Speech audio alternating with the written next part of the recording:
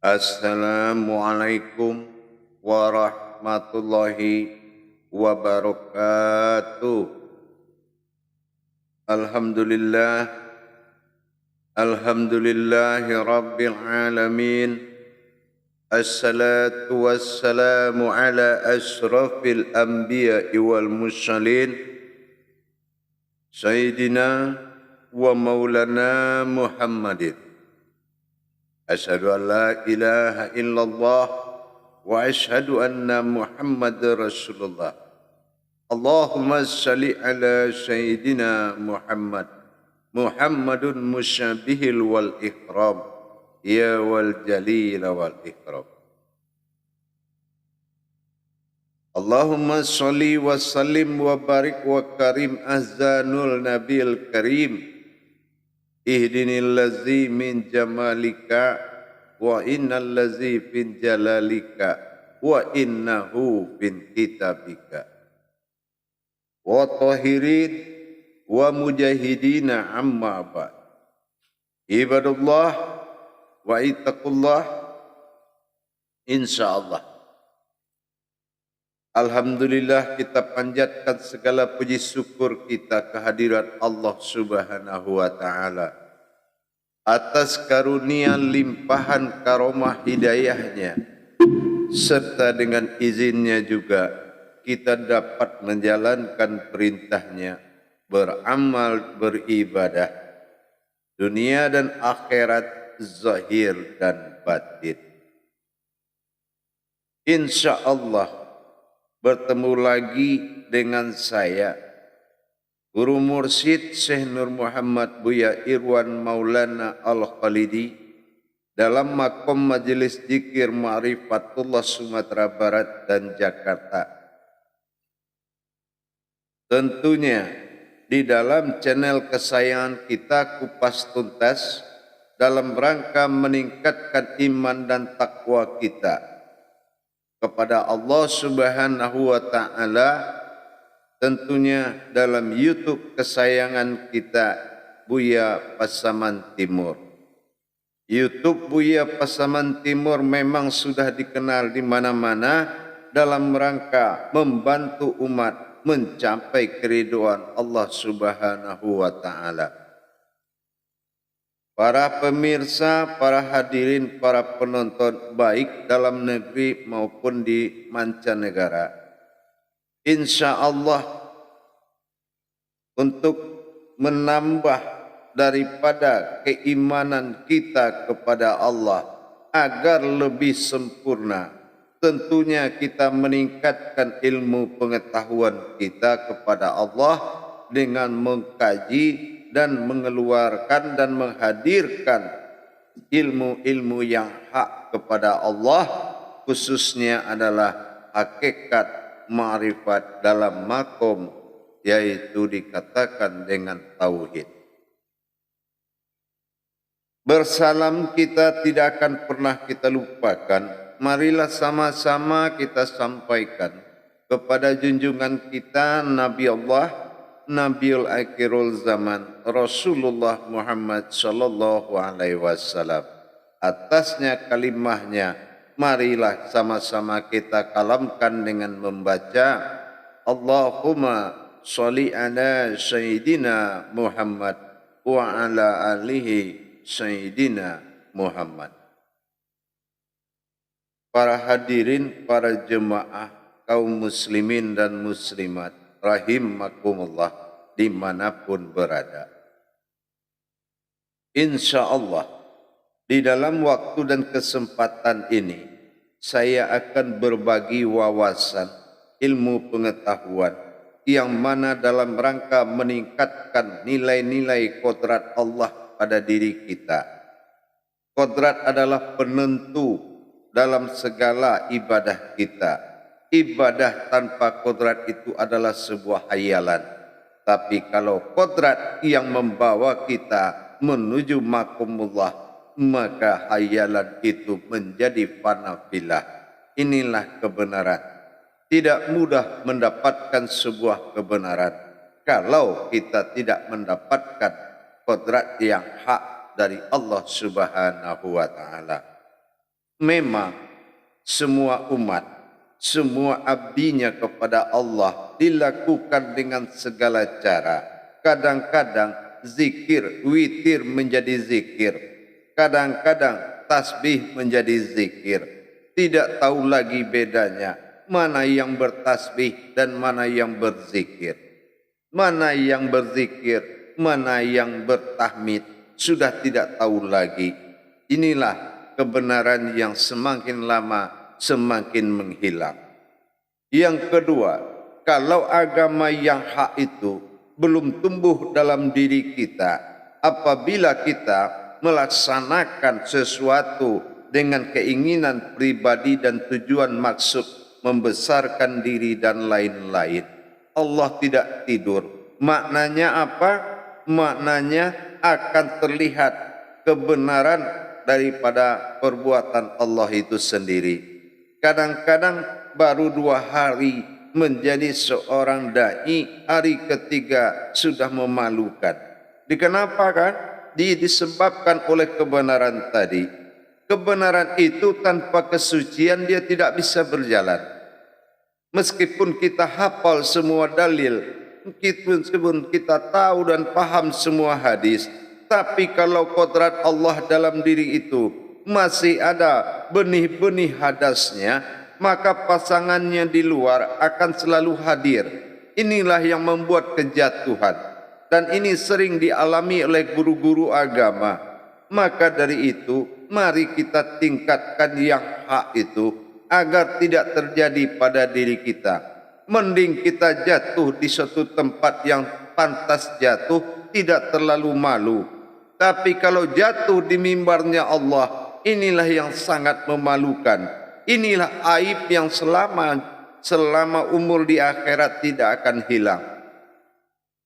Untuk itu, janganlah kita memaksakan diri sebelum kita memahami kodrat-kodrat Allah, baik berupa zat dan sifat di dalam diri. Kalau hanya menggombar-gamburkan ilmu, semua orang juga bisa. Hanya sekedar berilmu, iblis juga berilmu.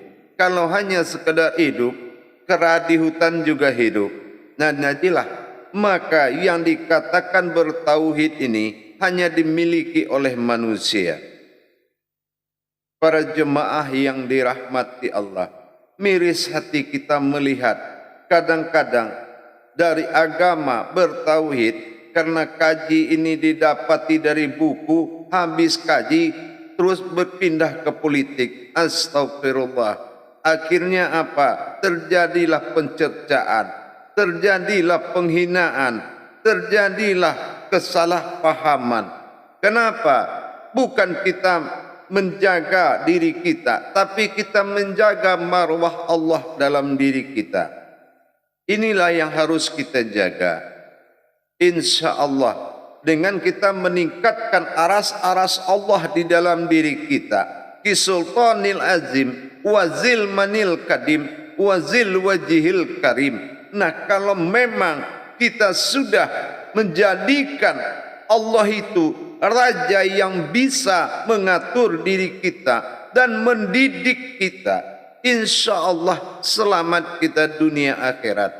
Tapi kalau tentang Allah ini hanya sebuah pengalaman, hati-hati untuk maju di bagian depan. Pengalaman tidak bisa memiliki kekuatan, tapi kekuatanlah yang menimbulkan sebuah pengalaman. Untuk itu, insya Allah dalam rangka meningkatkan kodrat-kodrat aras-arasnya Allah dalam diri, marilah kita sama-sama meningkatkan kualitas ibadah kita, baik itu fardu ain maupun sunnah. Itu pun wajib kita laksanakan dengan kodratnya. Alhamdulillah. Untuk itu, pada kesempatan ini saya akan mengajak jemaah untuk menghimpun hayatnya Allah dalam diri kita menjadi suatu zikir yang harus menjadi ibadah. Ada zikir, banyak sungguh zikir, tetapi menjadi ilmu yang tidak makomnya ibadah. Ini yang kita takutkan. Tidak semua ilmu berakhir dengan ibadah, Tapi setiap ibadah sudah pasti berakhir dengan ilmu. Inilah kebenaran tadi. Bidahlihi marifatul haq fil ilmi. Kebenaran sebuah ilmu itu ada pada dalilku sendiri. Dalilnya apa? Tidak ada hadisnya Allah, tetapi dalilnya Allah keluar dari makom kodrat-kodrat ayat dalam Al-Quran. Jangan kita punya alasan, pengalaman banyak, kitab juga banyak. Kita hanya mewarisi 3 perkara. Apa 3 perkara? Pertama, tiang agama adalah solat. Pedoman agama Al-Quran. Dasar agama bertuhan. Inilah, jangan lari dari itu. Jejak-jejak yang pasti dan berhasil. Orang yang lari dari 3 perkara ini belum ada. Semua memiliki suatu nilai minus yang akan menjadi bahan gunjingan umat. Inilah harus kita jaga. Insya Allah dalam zikir penghimpunan ini nanti, ini adalah totalitas daripada kajian diri. Jadi kalau kita sudah menghimpun kajian kodrat-kodrat diri menjadi hayatnya Allah, maka inilah yang sebenarnya yang dikatakan zikrullah. Zikrullah itu memiliki tingkat. Ada zikrullah ini yang bermakom daripada zat. Ada yang bermakom dari awal sifat. Ada yang bermakom dari awal sir. Dan ada yang bermakom dari awal batin. Nah, tetapi untuk saat ini saya berbagi ilmu dan wawasan dengan kita semua, yaitu bermakom dari seluruh kodrat, dinamakan hayatnya Allah. Kita memiliki kodrat yang membuat kita maujud, ada. Bukan orang tua kita yang bikin kita ada, tapi wasilah orang tua. Tetapi ini adalah perbuatan Allah semata. Kulla min indallah. Semua kejadian datang daripada Allah. Biarlah kita miskin dengan sejarah-sejarah para hikayat-hikayat tempo dulu, asal kita jangan miskin sejarah diri kita kepada Allah Subhanahu wa ta'ala. Para hadirin, para jemaah rahimakumullah dimanapun berada, insya Allah dalam menempuh dan ingin menghadapi bulan suci, bulan rahmatnya Allah ini, mari kita berfastabiqul khairat. Bagaimana caranya? Kita berlomba-lomba dalam kebaikan, dalam meningkatkan kualitas zikir, ibadah, sahadah atau sa'adiyah, langsung atau tidak langsung. Inilah bulan hakikat yang sebenarnya. Inilah bulan hakikat yang sebenarnya. Inilah bulan ibadah. Laksana Mekah itu adalah alam ibadah. Sama dengan perjalanan putaran Masehi juga ada bulan ibadah, yaitu bulan yang dirahmati Islam, dinamakan Ramadan. Baik, kita akan memulai daripada belajar zikir hayatnya Allah. Jadi zikir hayatnya Allah bukanlah dikatakan zikir tembus ma'rifat, tetapi orang yang tunduk kepada zikir itu dalam menyaksikan perjalanan daripada ibadah ini. Para jemaah yang dirahmati Allah rahimakumullah, kita telah pernah mengkaji daripada kodrat-kodrat Allah pada diri.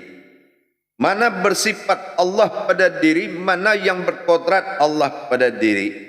Berkodrat Allah pada diri sudah pasti zat usulnya diri. Kalau bersifat Allah pada diri, sudah jelas itu nur hayatnya bagi Allah. Inilah daripada kodrat-kodrat Allah. Kalau bertingkah dan bersifatnya Allah pada sifatnya sendiri, ini adalah diri al-haqqullah atau dikatakan dengan sifat panafilah. Nah, ini 3 kodrat. Jadi kalau 3 kodrat ini dikatakan hayatnya Allah, inilah yang dikatakan cahayanya Allah. Jadi kalau cahayanya Allah yang pernah saya sampaikan di tayangan-tayangan yang lalu, bukan cahaya seperti lampu listrik, ya, bukan seperti listrik atau bola neon dan segala macam atau kayak matahari. Tapi cahaya yang dimaksud di sini adalah sebuah kodrat yang berkodratkan cahaya.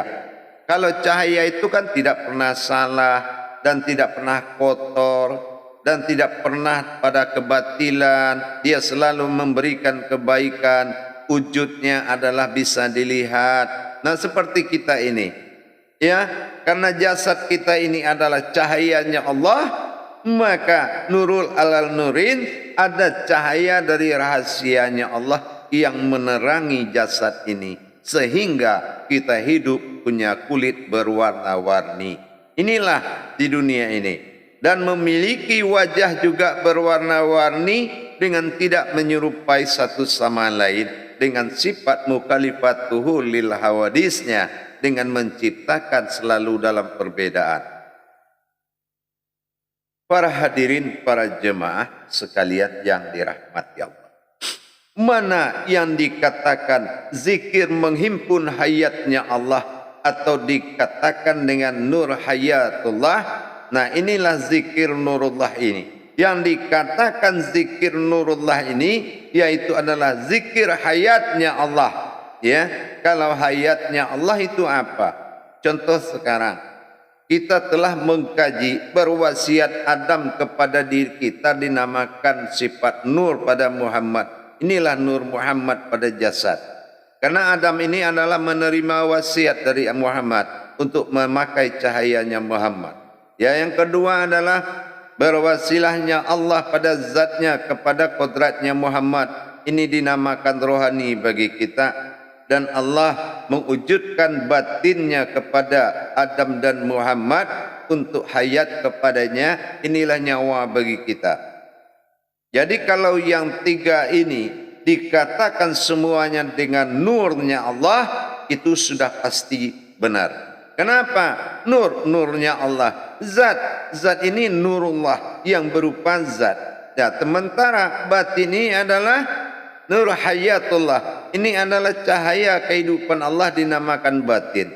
Nah, jadi yang tiga ini akan kita himpun di dalam bentuk satu kodrat. Dan luputlah kita di dalam tiga kodrat tadi. Dari tiga kodrat tadi telah dihimpun nanti dalam zikir sehingga hanya ada nurullah, nur Muhammad yang hidup di dalam nur haknya Allah. Itulah diri kita, nur hak ini. Jadi kalau semua nurul alal nurin, keindahan nurnya Allah itu luar biasa yang membuatkan nur ilahiyahnya di cahaya dan jasad kita benar-benar bercahaya. Inilah tanda-tandanya umat Muhammad dan umatnya Allah, yaitu umat yang menghayatkan atau memunculkan nur Muhammad.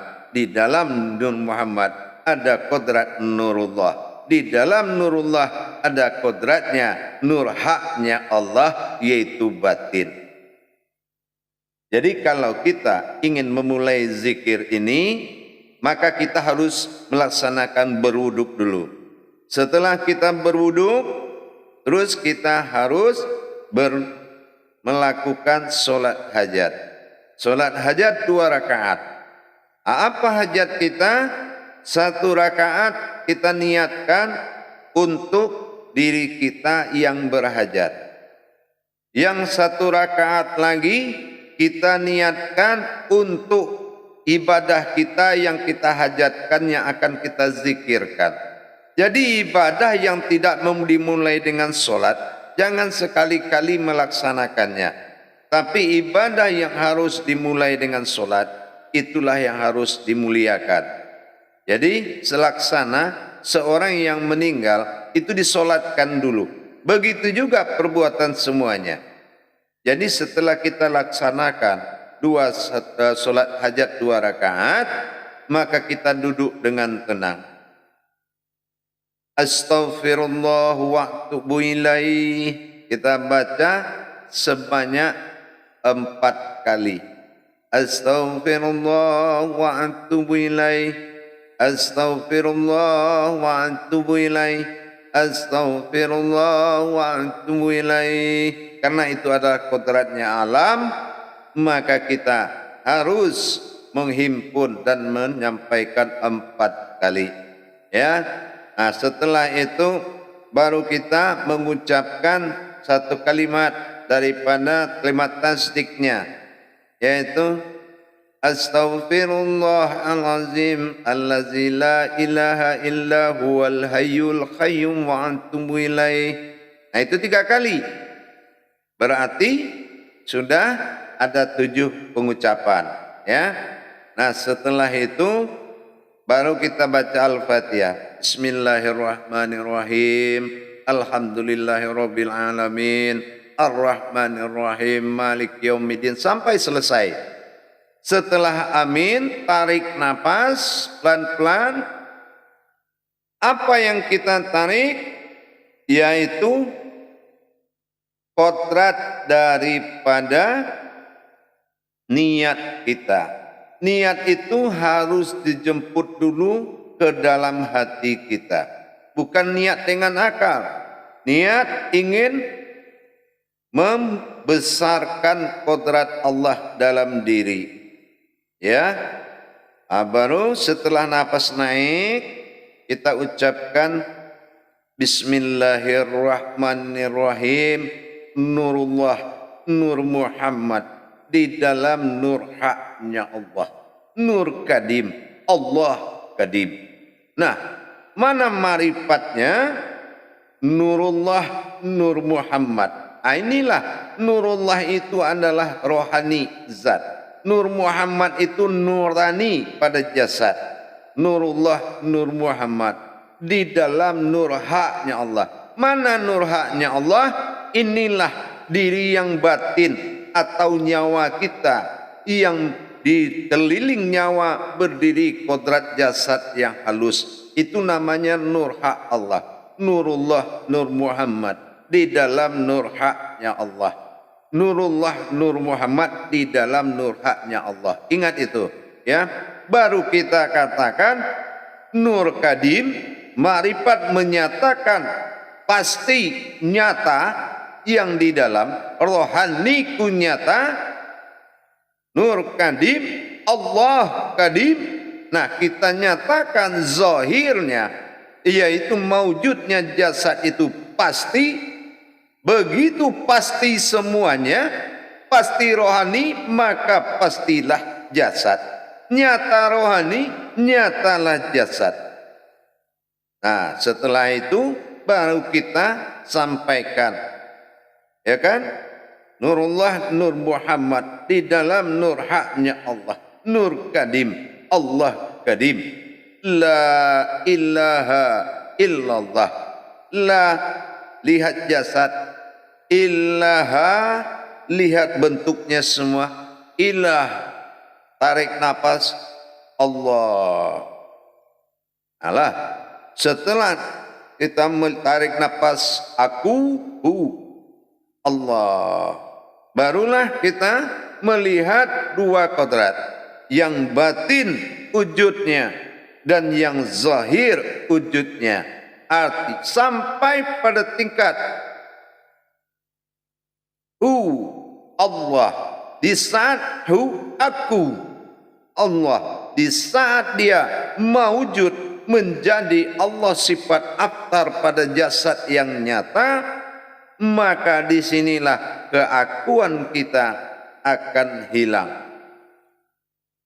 Sampai kita melihat satu wujud, zahir dan batin kita sendiri menjadi wujudullah.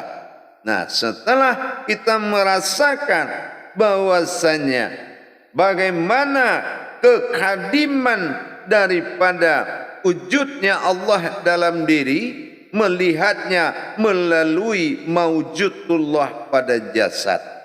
Kalau sudah terlihat jasad, maka seperti itulah nyatanya adanya rohani di dalam diri. Maka jadilah kita zahir dan batin Allah maka kita tutup dengan Illahi ya rabbuka ujubu ujutullah.